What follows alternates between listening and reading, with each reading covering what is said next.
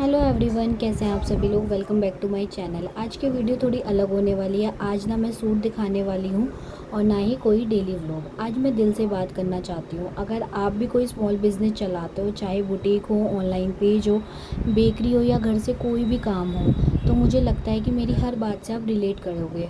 लोगों को लगता है कि अपना बिज़नेस मतलब अपनी मर्ज़ी की लाइफ, बॉस भी हम खुद और टाइमिंग भी अपनी।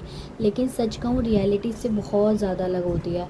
स्मॉल बिजनेस सिर्फ प्रोडक्ट बेचना नहीं होता, ये इमोशंस, पेशन और हर दिन खुद को मोटिवेट करने की एक बहुत बड़ी जर्नी होती है।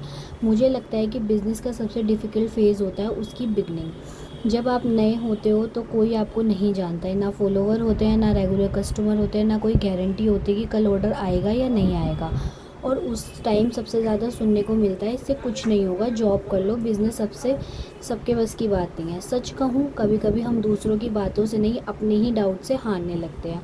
हर ऑर्डर के पीछे बहुत सारी मेहनत होती है। लोग सिर्फ पार्सल देखते हैं, लेकिन उस पार्सल के पीछे की कीमत या मेहनत नहीं देखते। वो सिर्फ सक्सेस देखना चाहते हैं। वो सिर्फ बिज़नेस ओनर जानता है प्रोडक्ट सेलेक्ट करना, क्वालिटी चेक करना, फ़ोटो क्लिक करना, वीडियो बनाना, एडिटिंग करना, कैप्शन लिखना, कस्टमर का मैसेज का रिप्लाई करना, पैकेजिंग करना, कोरियर में भेजना, और अगर कस्टमर को साइज़ या कलर पर डाउट हो तो उसका अलग टाइम। एक ऑर्डर कभी सिर्फ एक ऑर्डर नहीं होता, उसके पीछे कई घंटों की बहुत सारी मेहनत होती है।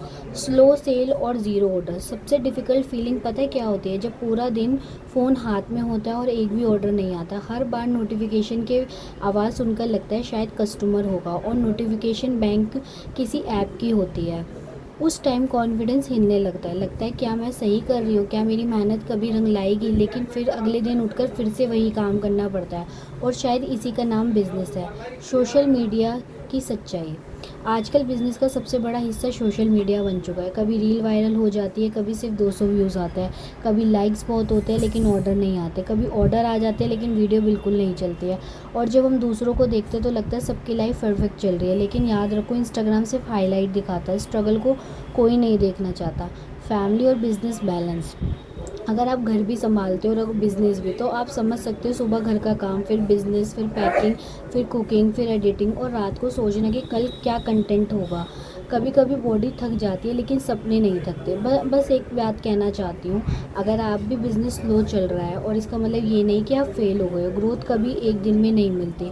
हर बंदा एक दूसरे से अलग होता है। बस डिफरेंस इस बात का होता है, उन्होंने बीच में रुकना नहीं चुना, और मैं भी नहीं रुकूंगी। अगर आप किसी के सपने के लिए मेहनत कर रहे हो तो प्लीज़ गिव अप मत करना।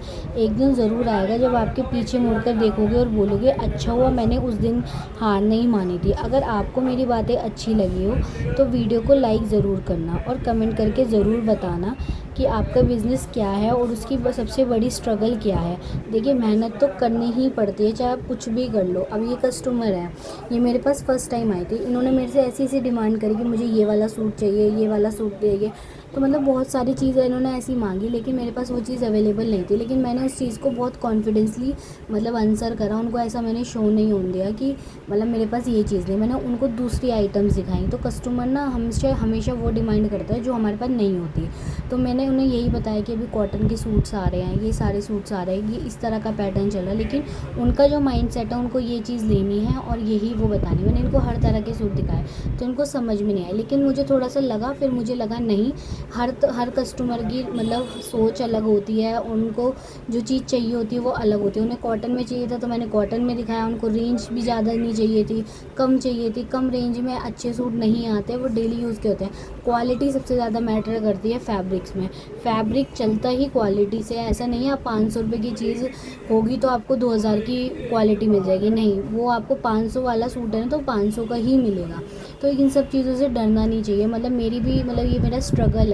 मतलब मैंने शॉप खोली है, मतलब ऐसा नहीं मेरी बहुत अच्छी चलती है, मैं धीरे धीरे मेहनत कर रही हूँ। लेकिन ऐसा भी नहीं है कि मैं उसको कवर नहीं कर पा रही हूँ या मेरा चीज़ें पूरी नहीं हो रही। मैं मेहनत कर रही हूँ और डबल मेहनत करती हूँ। सोशल मीडिया भी संभालती हूँ, व्लॉग्स भी बनाती हूँ, और मेन वीडियो भी बनाती हूँ इंस्टाग्राम पे। देखिए, ये वाली जो मैम है, ये हमारे यहाँ पे स्टिचिंग कराने आती है। तो ये ना काफ़ी टाइम से मतलब हमारे साथ जुड़ी हुई हैं और स्टिचिंग करवाती हैं आके।